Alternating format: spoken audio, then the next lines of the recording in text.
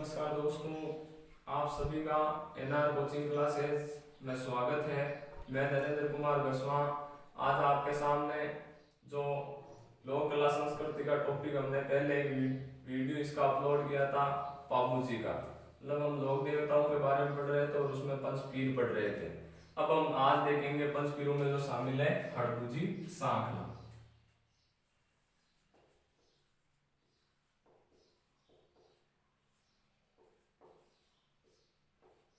तो देखो हड़बूजी ये पंचपीरों में ध्यान रखना शामिल है, पंचपीरों में शामिल।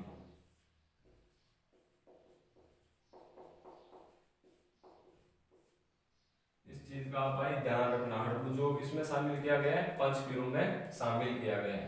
अब बात आती है हड़बूजी के जन्म की।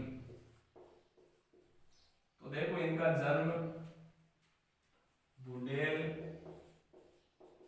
ग्राम, जो गांव किस जिले में पड़ता है, नागौर जिले में पड़ता है। तो इनका जन्म कहां पर हुआ था, बुंदेल ग्राम और कौन से जिले में, नागौर जिले में इनका जन्म हुआ था। अब आगे देखो ये किसके समकालीन थे।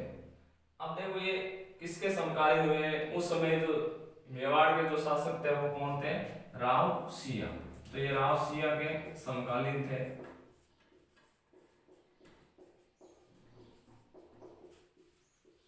राव सिया के समकालीन। अब इनके पिता का क्या नाम था, तो इनके पिता का नाम मेहाजी सांखला था। इनके मौसेरे भाई बाबा रामदेव जी थे, मौसेरे भाई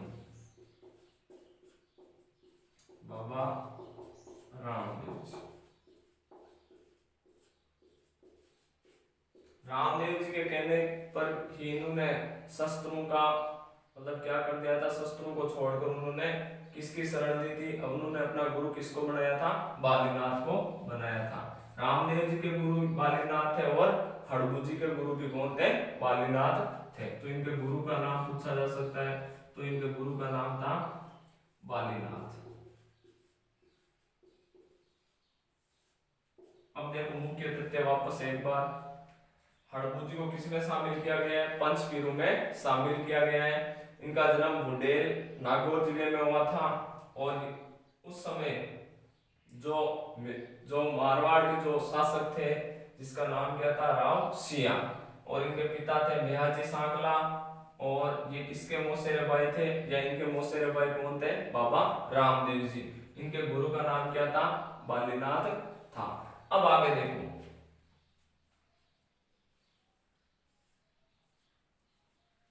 इन्होंने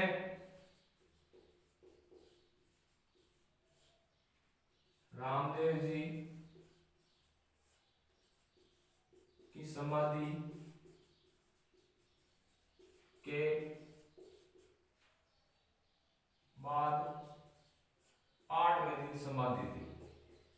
ये भी इंपॉर्टेंट है, दिन समाधि ली। तो ये भी आपके लिए वेरी वेरी इंपॉर्टेंट है कि इन्होंने समाधि कब ली।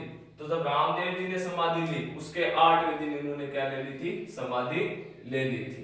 अब देखो इनका जो वाहन है, वाहन इनका है सियार।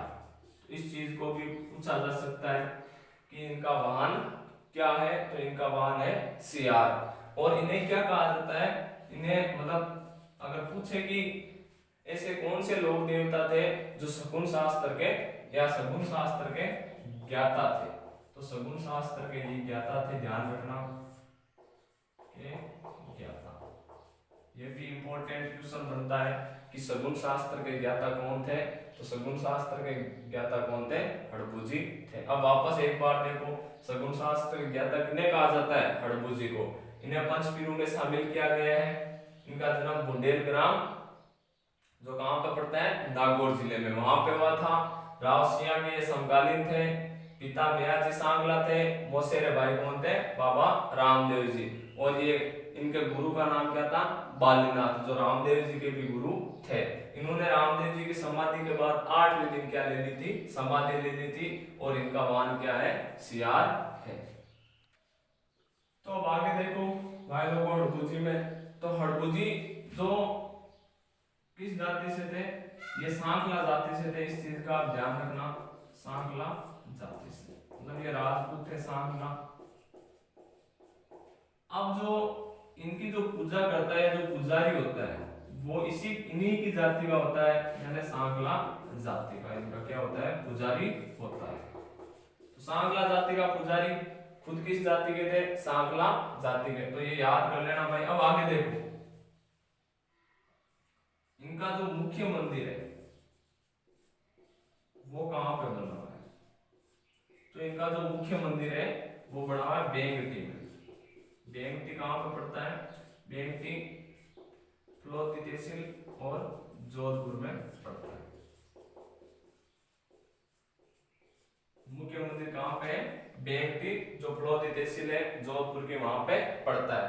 तो इस मंदिर का निर्माण किसने करवाया था, मारवाड़ के महाराजा अजीत सिंह द्वारा, अजीत सिंह द्वारा। तो ये भी इंपॉर्टेंट है कि इस मंदिर का निर्माण किसने करवाया था। तो उस समकालीन उसके बाद में, उस समय नहीं कालांतर में मारवाड़ के महाराजा हुए जिनका नाम क्या था, अजीत सिंह, और अजीत सिंह ने इसका निर्माण कब करवाया, तो 1721 में, 1721 ईस्वी में इसका निर्माण करवाया। इसके बाद में देखो इनका जो मंदिर है वो इस प्रकार से बना हुआ है, यहाँ पे इनकी समाधि स्थल है,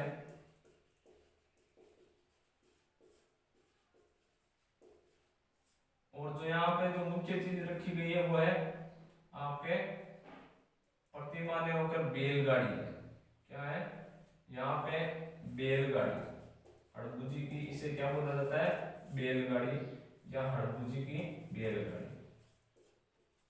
हड़बुजी की बैलगाड़ी बोला जाता है। और इनकी वहां के जो क्या करते हैं, मनोती पूर्ण होने पर यहाँ इस बैलगाड़ी की पूजा की जाती है।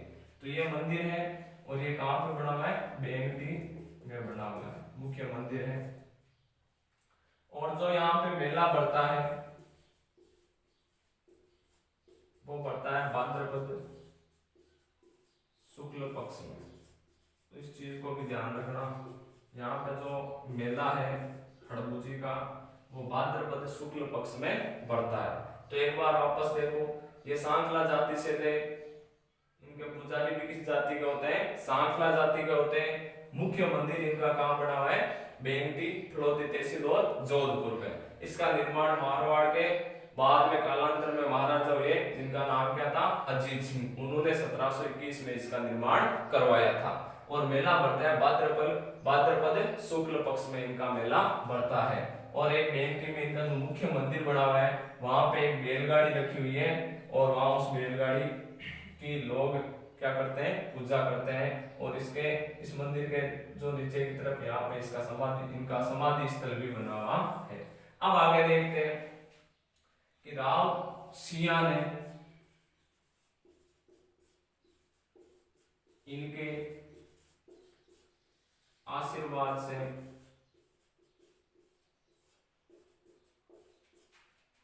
आड़ा हिंगोला से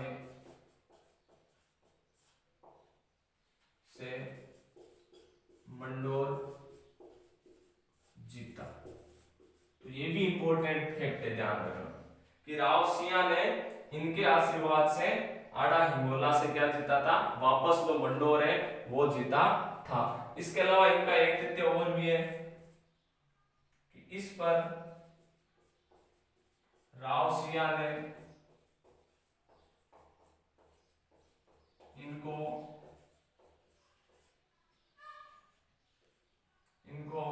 बेंगटी गांव भेंट किया।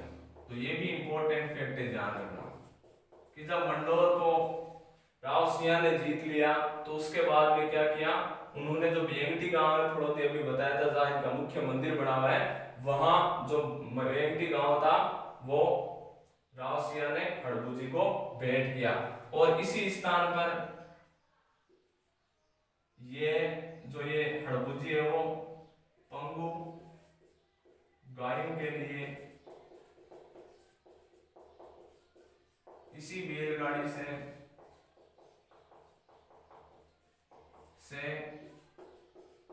चारा लाया करते थे।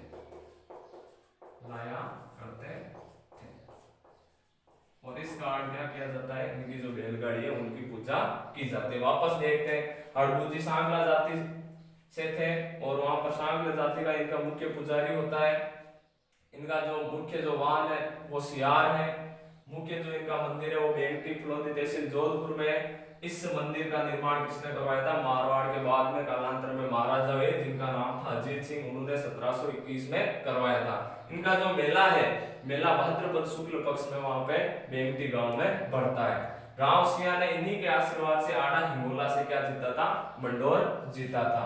और इसके अलावा जब वो जीतकर मंडोर आए थे राव सिंह, तो उन्होंने उसके बाद में प्रसन्न होकर इनको क्या कौन सा गांव भेंट किया, बेंगटी गांव। और वहां पे हड़बू जी क्या किया करते थे, मतलब पंगु गायों के लिए इस बैलगाड़ी से चारा लाया करते थे और उनकी सेवा किया करते थे।